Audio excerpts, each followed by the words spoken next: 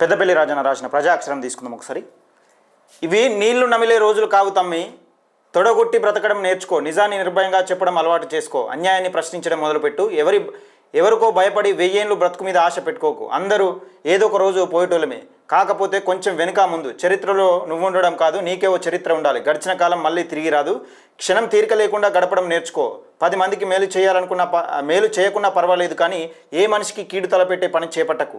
నీకు నచ్చినట్టు బ్రతకడం నేర్చుకో, ఎవరికో సమాధానం చెప్పే పని ఎప్పుడు చేయకు. నీకు జన్మనిచ్చిన నేల కోసం ఏదైనా మంచి పని చేసి రుణం తీర్చుకో. నీ గురించి ఈ సమాజం గొప్పగా చెప్పుకునేలా ఈ తల్లిదండ్రులు మురిసిపోవాలి. నీ మరణాన్ని చూసి శ్మశానమే కన్నీళ్లు పెట్టాలి. మనిషిగా బ్రతికే నీ జీవితం ఎంతో మందికి ఆదర్శం కావాలని పెద్దపల్లి రాజన్న.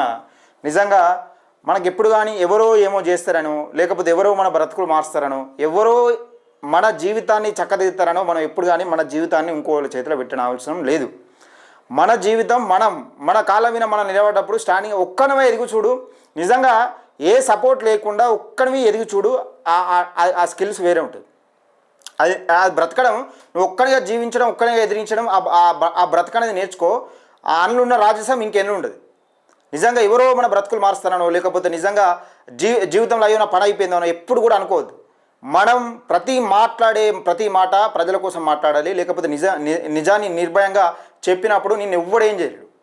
ఇది మాత్రం పక్కా. దాన్ని నిజంగా పెద్దపల్లి రాజన్న అంటే ఒక చరిత్రలో నీకే ఒక చరిత్రలో మనం ఉండడం కాదు, మనకే ఒక చరిత్ర ఉండాలి. మన పేరు చెప్తున్న ఒక చరిత్ర అన్నట్టు ఒక పేరు నిలబడిపోవాలి. దాన్ని ఉద్దేశించి పెద్దపల్లి రాజన్న మంచి ప్రజాక్షరం.